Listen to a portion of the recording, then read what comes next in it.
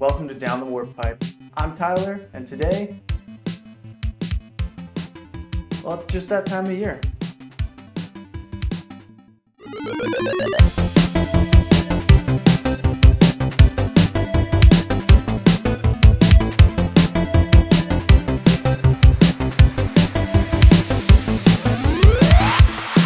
Oh, the weather outside is the weather. Well, that just means we're going to get into it. We're talking about winter levels today. So we're going to talk about everything between all the great and all the not so great. First up,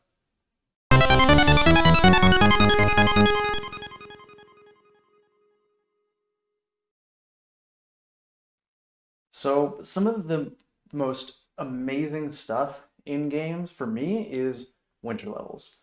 Yeah, there's a lot of great ones. Cool Mountain, and to be honest, Breath of the Wild does a great job as well. But really, one of the best ones in recent memory for me was Horizon Zero Dawn.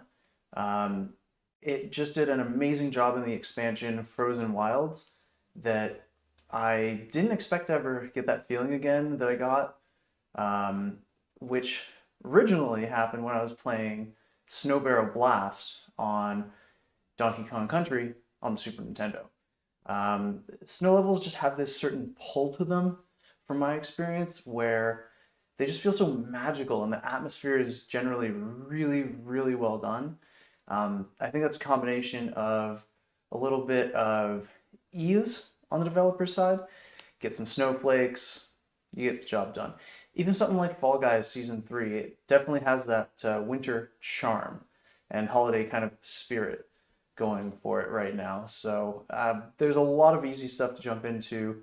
One of my other personal favorites is World of Warcraft back in the day. There's just nothing quite like an Iron Forge or Orgrimmar, depending if you're Horde or Alliance, Christmas, or what they would call their Christmas. I can't remember off the top of my head right now, but it's been a little while since I've done the World of Warcraft thing because it sucks you in. But the atmosphere for the I think it's Feast of Winter Veil actually is just amazing, and I'm really glad that a lot of games have jumped into it. Obviously, there's stuff like Mario and Zelda, and really specifically the 3D Mario games that have done an amazing job over the years. But you also can't forget some of the other classics, like basically any Star Wars game. If it's got a Hoth level, you've got a Winter Wonderland to play around in. Most of them are really tough as nails on the Super Nintendo, but as you get to the newer games, stuff like Jedi Fallen Order, you get some really cool, like the Crystal Mines. You get just amazing winter snowscapes to experience this time of year. And for me, when the holidays are close and the snow is not, especially these days with all the global warming and stuff, it can make it feel really special, like you're a kid again.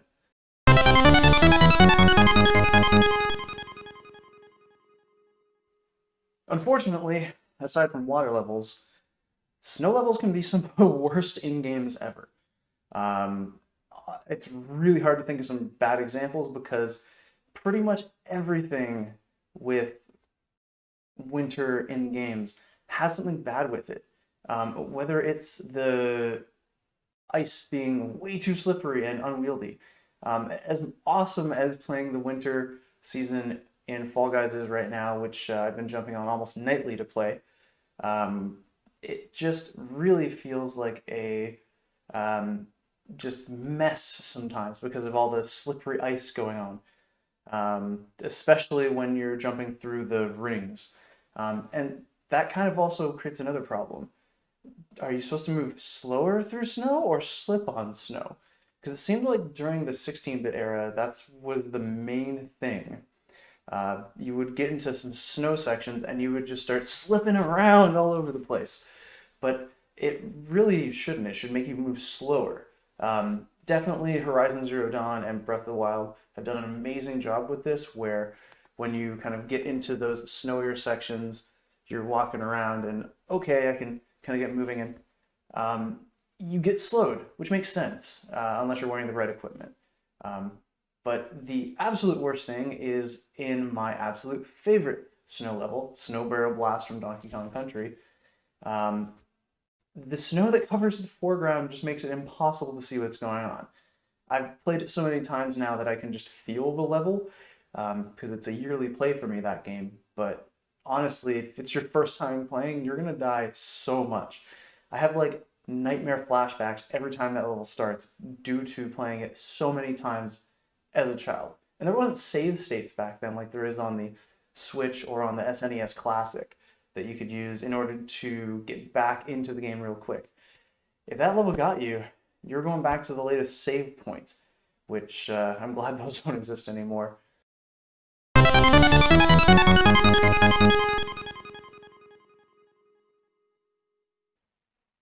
So that's kind of where it comes to with the slippery.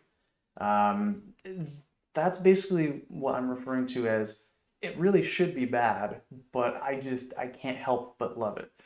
Fall Guys kind of falls in this category with a lot of the ice that everyone's bumping around into you, and it's just really hard to get your grip. And like for me, I play precision platformers. That's kind of what I'm into. The Mario games, for example, when you're jumping off of something and you land into the snow and you get stuck in it. That's kind of aggravating, but you don't get mad at it, or at least I don't, because of all of the awesome atmosphere in it. I really should dislike those things as they're hindrances when you're trying to just play the game, but whether it's slippery ice or slippery snow in some games, it's really, really hard to fault anything when I'm just enjoying the atmosphere so much. You yourself have some awesome winter games that you love. Definitely mention them down below. For me, it's got to be Donkey Kong Country 1 and 3. 2 unfortunately doesn't have any winter levels, but 1 and 3, 1 more specifically, really nail it. Although I've been super enjoying Breath of the Wild in the snow, and Horizon Zero Dawn, which I wasn't a huge fan of, not that I disliked it, but when I jumped into that expansion, not only was it better designed, but the atmosphere of it really took me in with all of the snow and everything. That being said, I can't leave out Forza Horizon 4. If you have a chance to play that right now, jump into it. There is nothing like hitting a snowbank, going in the air, and slamming down sideways into a mountain of snow and seeing it fly everywhere. It's just amazing where we've gotten in terms of like snow physics, and I would be completely remiss if I didn't mention one of my favorite games, Uncharted 2. If you got a winter game you want to play, that's a good 7 to 10 hour romp through there. At least if you're playing on like normal difficulty. That towards the end can get a little long in the tooth, but that opening winter section, and once you get a little bit further into the story, that full winter sort of mountaintop section is amazing to play, especially on the remaster if you get a chance. I was a little disappointed I didn't see more snow in Last of Us 2. But also Ghost of Tsushima's got some amazing snow areas. It doesn't quite hit the atmosphere level for it. It focuses too much on just the overwhelming like odds you're fighting against, especially in the multiplayer. But for me, it still is a lot of fun and has that kind of winter flair. Like I said, if I had to pick, I would choose Donkey Kong Country. Horizon actually did it really well. I played a little too early this year, but Horizon Zero Dawn's expansion, fantastic for it. And obviously, Miles Morales. I really wish I could jump back into that game and play it again, but I've already beat it twice, and if you get a chance to, definitely play it. Even if you're playing it on PS4. It's an amazing game this time of year. So, with that, leave your comments below, let me know, and I have a little something extra for you this episode. There was a I can't believe how I did it moment in Fall Guys. Take a look, it's about 2.5 minutes here, but be warned, it might make you a little nauseous. With that said, have a good holidays, and I'll see you next Games Tuesday.